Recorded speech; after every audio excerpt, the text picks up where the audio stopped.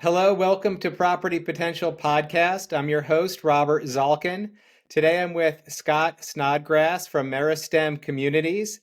Scott, welcome to the podcast. It's a real pleasure to have you on today. I've been following your work for quite some time and I'm super impressed. Uh, why don't you share a little bit about your background? You have a very interesting background story. Let's hear a little bit about it. Sure. Well, thank you for having me on today. I'm excited to be here. I've been checking in on a few of the episodes. Man, you've been pumping a lot of episodes out lately. It's been impressive. And definitely see some of our friends in the development world that you've interviewed already. So I've got a few more of those already in the queue that I need to get through here in the next week or two. So thanks for helping everybody tell their stories a little bit and sharing this information. I am, one of those weird developer by way of folks, and I think it's actually maybe not that weird. In our market in the Gulf Coast of Texas, it's very common for civil engineers to become developers because civil engineering is really a lot of the critical work that's done for a development here. We have easier pathways through entitlement, less legal controls we have to deal with, but drainage is a huge issue here. And so you see a lot of civil engineers and H&H engineers that become developers ultimately because it's such an important place.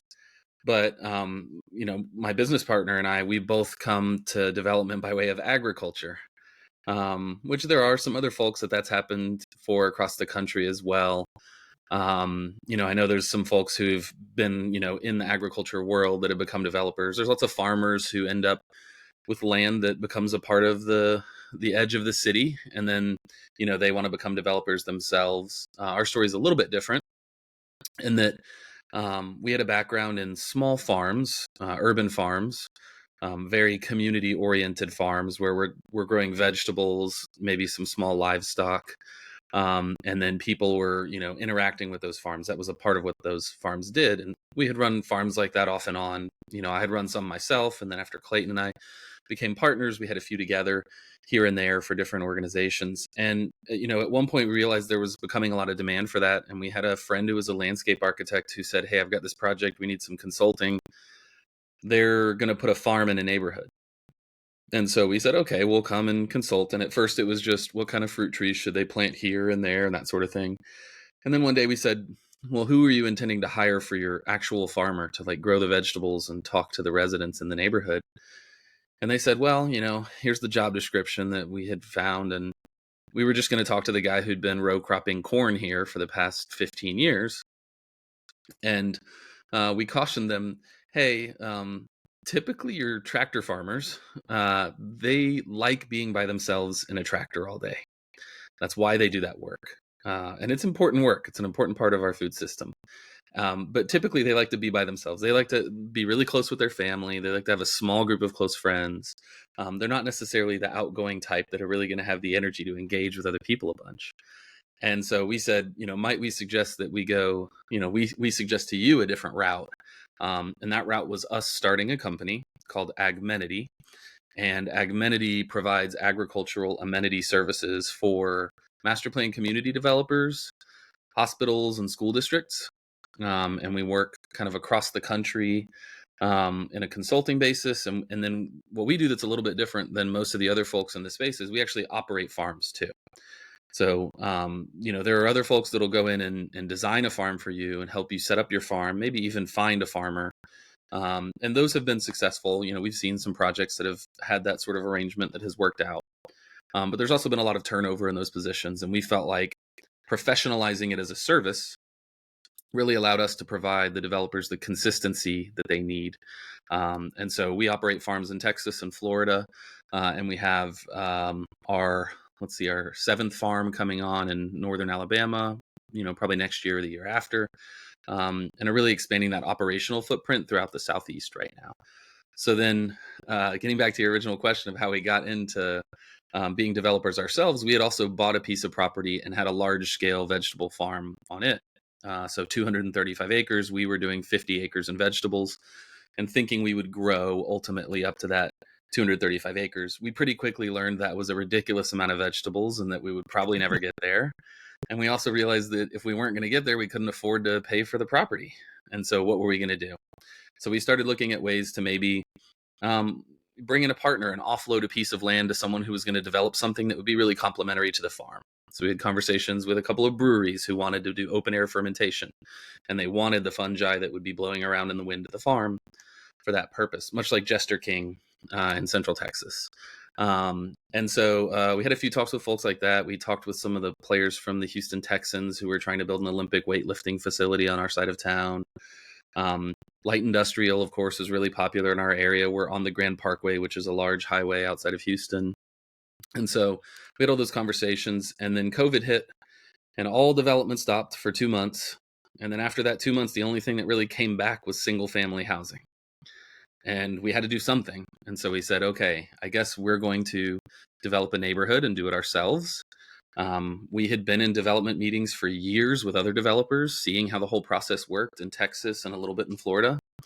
And so we felt like we had learned just enough to be dangerous. And then we had gotten connected well enough at the national level through the Urban Land Institute in order to feel the safety of, if we go hire some really, really top-notch consultants, then we'll know that we have the safety and their guidance to not make the huge mistakes. And so Indigo was born that way. The farm is coming back as a part of Indigo as well. And so our company Agmenity will manage the farm for the development that we're developing as well. So if we could just, you gave a lot. Let's unpack it a little bit. Mm-hmm. You didn't, I think, use the term agrihood yet, but what is an agrihood? How would you describe it just in layman's terms to somebody that has heard it for the first time? Sure. And I think that right now there's probably some disagreements in the industry over what that term means. It's one that's been discussed a lot. We contributed to a white paper through ULI in 2018, I think, called Cultivating the Field. And it was kind of bringing together all the agrihood developers and operators across the country at that time when there were far fewer. And just saying what were best practices. ULI did a good job of convening everyone for that. And one of the big discussions was nobody really loves this term agrihood, just from a sound of it, from a connotation. Nobody loved it, but it seemed to be what was sticking and what the media was using, and it was the language people were using. So, we've decided at Agmenity to speak really particularly about agricultural amenities. So it's an amenity for the neighborhood with an agricultural theme or purpose. And so we have agricultural amenities in communities I would not call an agrihood, because for me, to be an agrihood, it's the theme of your entire community. It's the character of your community. It really is like why people buy in your community is for the agrihood living. And so we have some farms where, like Harvest Green in the southwest suburbs of Houston, absolutely would call an agrihood. I think it's one of the more robust agrihoods in the country as far as interaction points for residents. How much produce we actually grow on the farm, like it's a significant amount. And then how it interacts with the community outside of the residents of the neighborhood as well. And then we also have another farm in a community called Jordan Ranch, which is out on I-10 West, leaving Houston. And Jordan Ranch's theme is nostalgic Americana. So it's checkered tablecloth picnics, radio flyer wagons, fireworks. And so a small farm fits into that, but maybe it's a little bit more of like that, your grandparents' backyard garden. It was a 1/4 acre or something. And so I would not call Jordan Ranch an agrihood, even though it has an 1.5 acre agricultural amenity where we're absolutely growing thousands of pounds of food and have full-time farmers working there every day. But I don't think that it's quite an agrihood. So the definition for agrihood is there's a substantial amount of food grown. People are able to learn about food systems and how they work. Typically, you'll have some other connections, either to a restaurant that's doing farm to table. Maybe there's honey. Maybe there's people making pickles or preserves. You have those value added goods happening with partners in the area. But that it really is the character and the culture of the community, and it's in, like, most of the marketing includes those materials. So the community revolves around the farm or farms and the food production. Right. What have you found as the typical tenant, or not tenant, but resident that is attracted to an agrihood? What sort of differentiates them with other residents looking for a community? Yeah, I mean, we've been lucky to be able to see some of the data on the back end about who's moving into these communities. And it's given us some really interesting data points. One of them is that it tends to skew younger than most. If you're talking suburban master plan community agrihood, then I would Right. say that the buyers tend to skew younger, significantly, like 5 years younger than other master plan communities. And that's not to say that everyone's younger, but on average they are. Um, Also pulling a lot more people from Center City. There were a lot of people from inside 610 in Houston that moved to Harvest Green, and 610 is the inner loop. It's where the hardcore urbanites live in Houston. And so we heard the stories anecdotally from people who said, "Oh, we were those people who were like, we're going to have kids and we're not moving to the suburbs. We're raising our kids in the city." And then they said, well, but then we saw this Agrihood thing, and we were like, well, if we were going to move to the suburbs where we could afford more of a house, maybe the school districts are a little stronger, we can have a little bit more space if we want to. We would only do it for this reason. And so I think the Agrihood gave some people a reason to give themselves permission to leave the city center, to go out there. So I think those are the two big ones. We also had a lot more in all of our communities. We had more work from home folks prior to COVID than most other communities did as well. So I think it was people who felt like, I'm choosing to live somewhere strictly for my like leisure and what I'm doing for my own self, less so doing it for where I'm working. Makes total sense.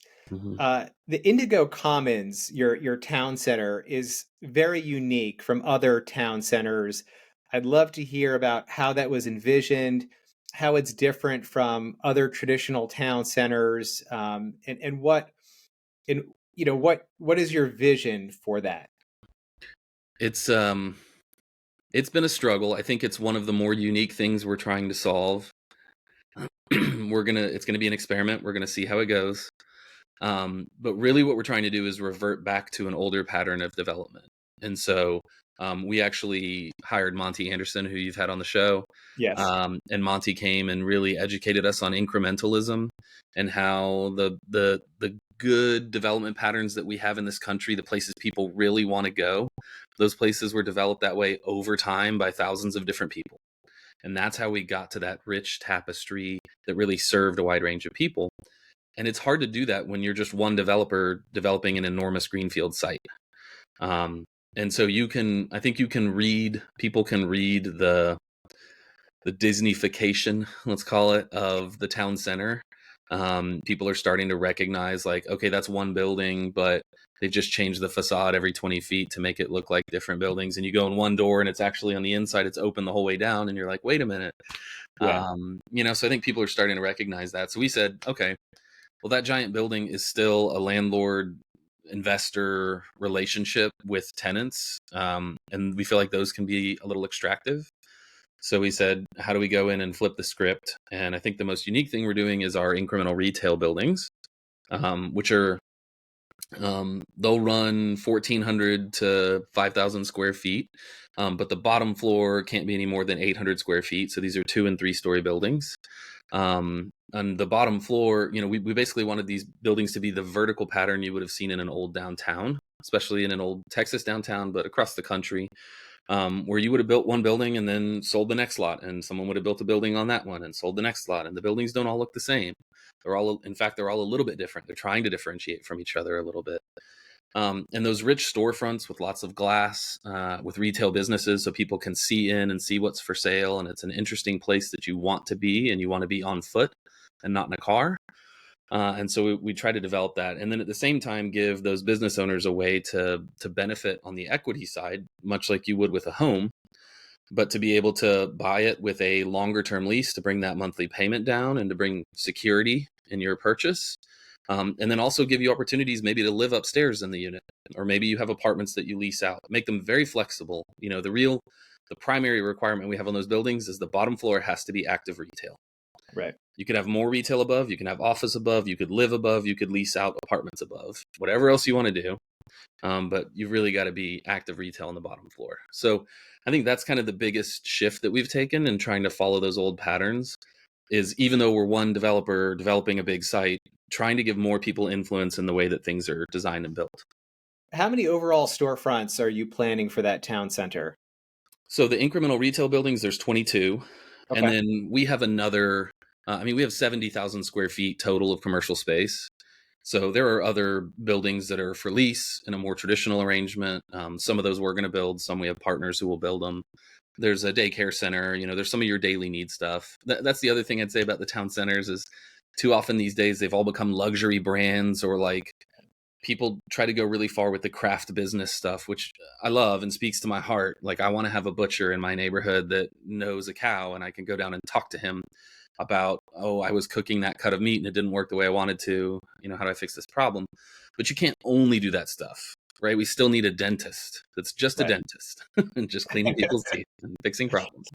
And we still need, the bodega that's just selling some very basic staple goods, but convenient. So we're trying to balance that as well, where it's like real commercial uses that everybody needs often with some really cool craft business stuff.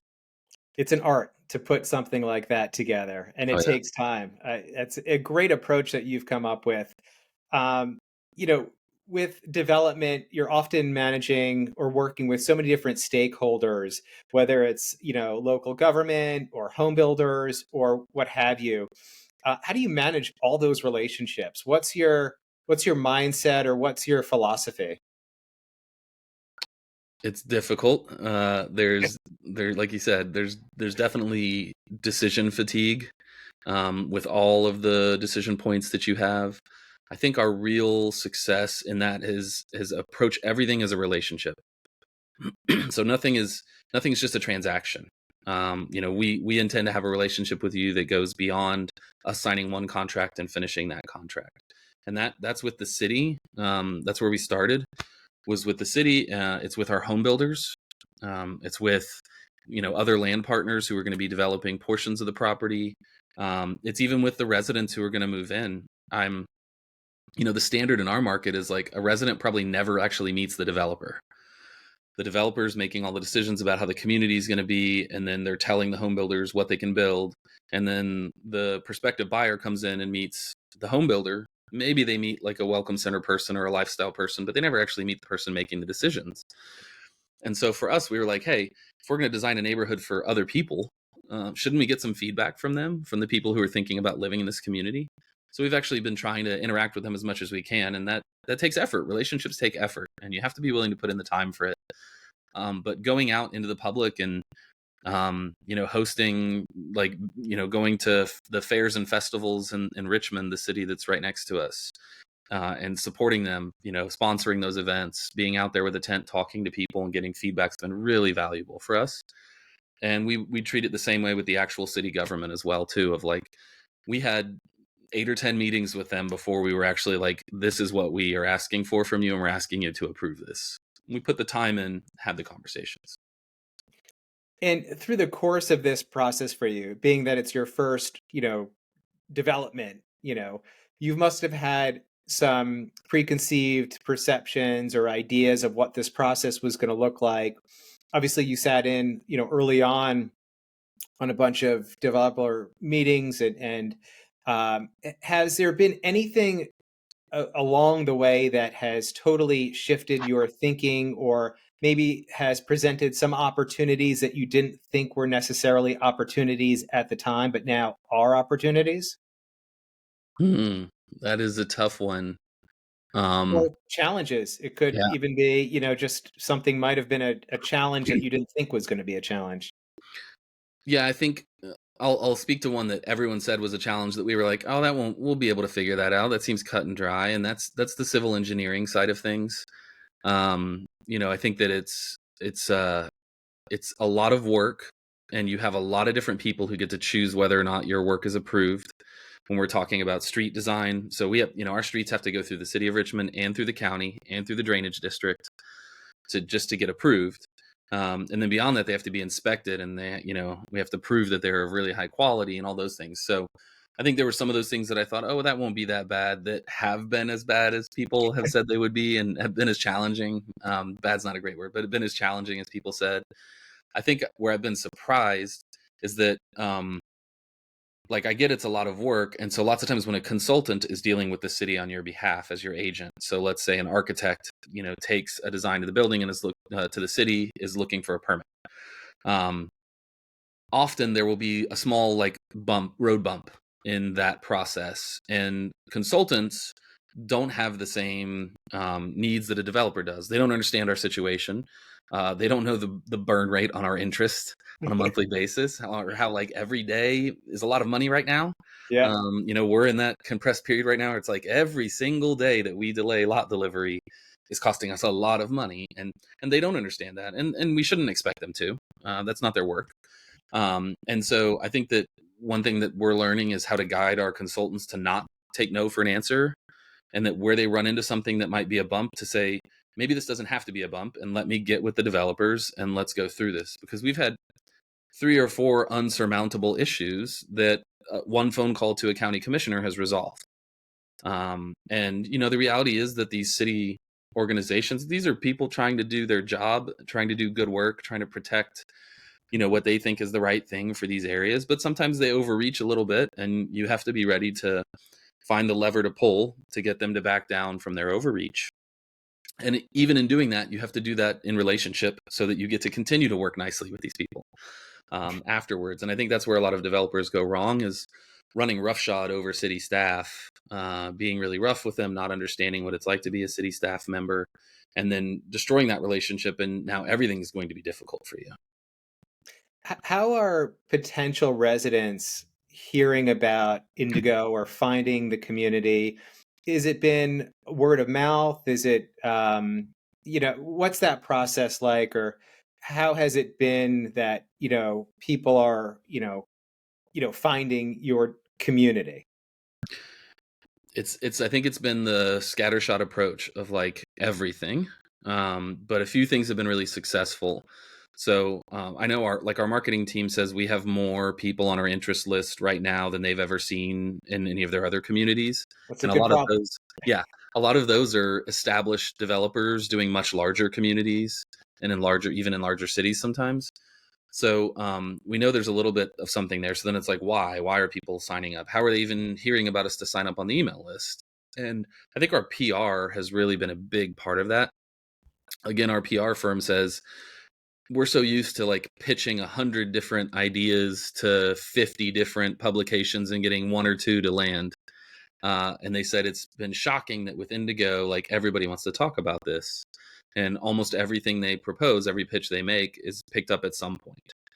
And I think that that's related to a couple of things. One, what Indigo is attempting to do in the suburbs of Houston is a groundswell movement across the entire United States right now. Walkability, urban in the suburbs, density, missing middle housing, those things are all happening nationwide. And Houston may be in the middle, kind of. Some cities obviously have been into that a lot longer. Others still lag well behind Houston. But I think part of it was that. So we were just at the right moment where the media was ready to talk about this. But the other part of it is like we are trying to be very thoughtful about the human experience at the end of this community. And I think most of the media writers who are writing about master plan communities, it's business writing. It's Right. like there was this piece of land sold by this person to this person. This person was the broker. They're approved for 1,400 homes, and they're going to deliver their lots with these 3 builders at this date. And that's not the story we're telling in the PR pitches. The stories we're telling are older people have to move out of their community into a community specific for them to get the smaller home they need, to get the walkability they need, to have the pharmacy around the corner for their medical needs.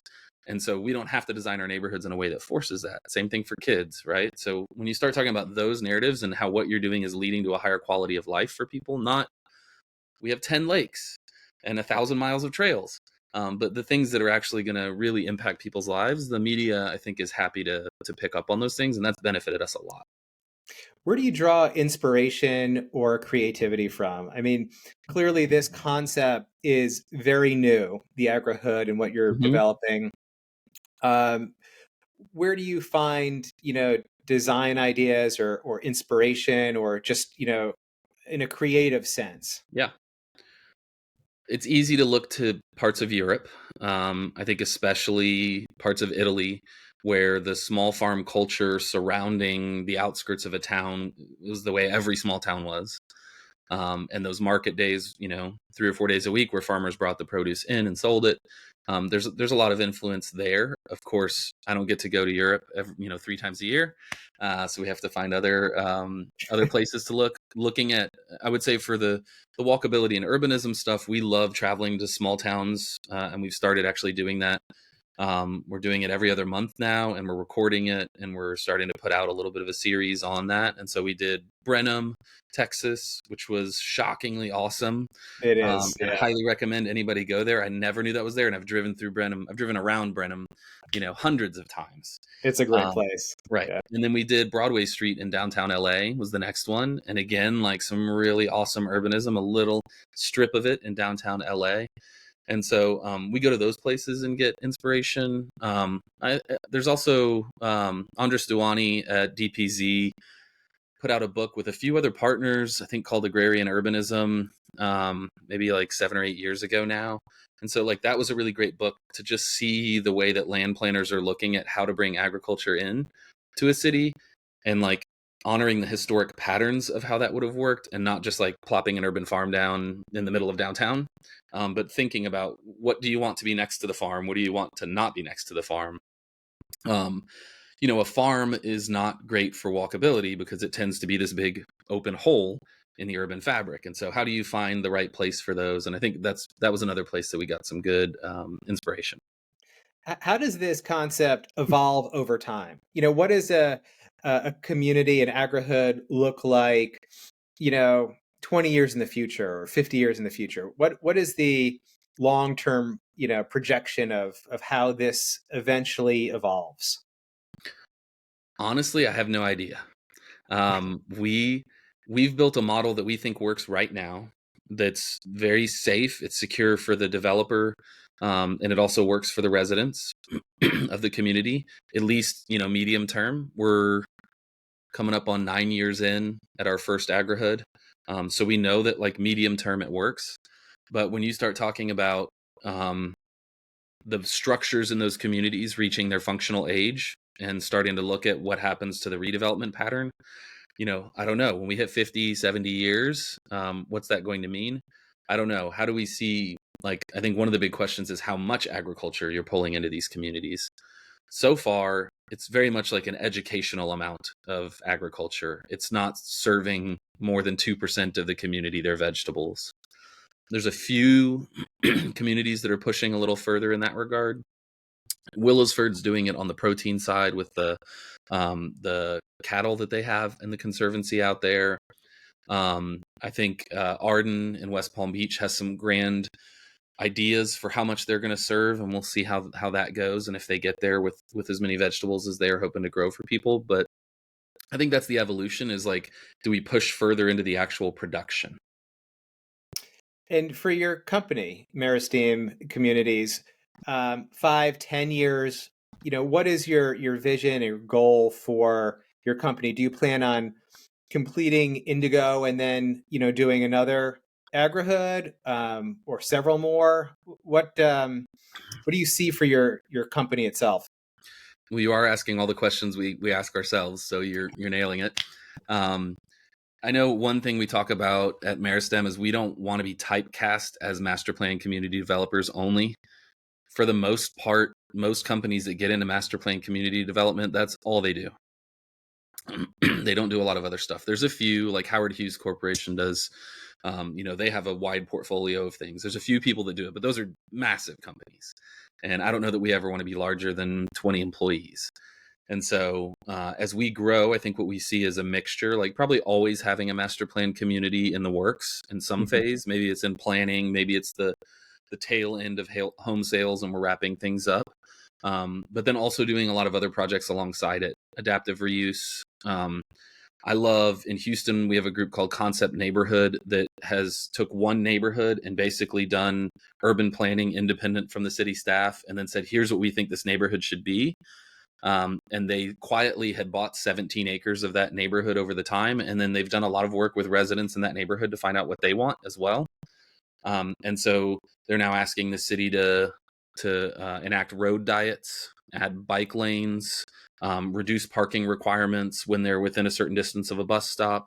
And they're getting a lot of those things through because they're making a big investment. And so the city's willing to make a big investment there too. And I think it makes for a better redevelopment pattern in places that need some redevelopment instead of just steamrolling and building 60-story towers. This seems like a much more human sort of redevelopment. And so I think we'll probably do some work like that as well. So redevelopment and just, ground up development from, just raw Yeah, land. greenfield. Oh, Yeah. greenfield development. If you could go back in time, whether, younger Scott or even the start of this project, Indigo, and you could, give yourself some advice, what are one or two things that you would say, hey, do this, Scott, you'll be much better off, anything that you could think of that you tell yourself? We've just hired our first employee a couple of months ago at Meristem, and so I think one of the things would be start building that team faster, because once Clayton and I have reached capacity, like we now don't have the time to spend to build the team, and so it's I think realizing that we need to be building our team ahead of the need for that bandwidth. Or even those skill sets in some ways. And so that's one thing we're looking at now is how do we get a little more aggressive at expanding our staff, and then what is that? Do we need someone who's got a finance background? Do we need construction? Do we want to have a civil engineer on our team? Are we looking for a sociologist who's going to help us really, when we do development work, really focus on that human scale?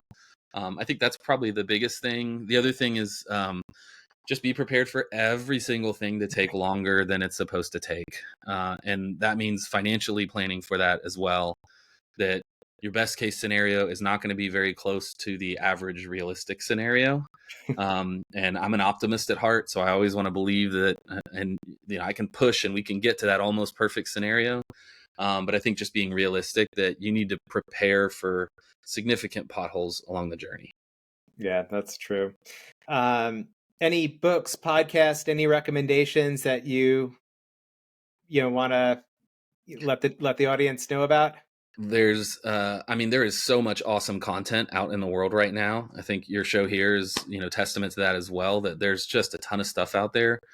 I will say that if you are a little more academic in mind, or you can handle a little bit drier of subjects, the UCLA Lewis Center for Public Policy has a housing podcast now that's run by Shane Phillips and a few other folks there. Shane's the author of Affordable City. They're tackling some really, really good topics there, and he has really great guests on that show. Starting in January, I'm going to be launching a book club where we're going to do a book every quarter. And so I've been posting book reviews on LinkedIn for Awesome. 3 years now, and it's been the most engaging thing that I've done. And I've had a few people say, well, when are we doing a book club? So we're going to kick that off officially in January. We're in the process of selecting our first book right now, but the goal with that will also be to tie in the authors, have them come and speak, do a LinkedIn Live event, take questions, make it really interactive. So you can watch my LinkedIn for that. That's a great idea. January. Scott, any final thoughts before we wrap it up? Any last thoughts? It can be really difficult work being a developer. But I would say that I never question whether it's worth it or not. That never even comes into mind. So even on the worst days of being a developer, I know that the work we're doing is so impactful. And I hope that other developers, when they get those down days too, are able to remind themselves that they are basically deciding the way that people are going to live or work or learn or play or whatever. And that's something that we should hold really sacred. That's really important. And I think also feel honored that the world trusts us to do that work. Scott, it was awesome having you on the show. Thank you so much. I think that's a great way to end it. Really appreciate you having the time to spend with us today. Absolutely. Thanks for having me on. Thank you.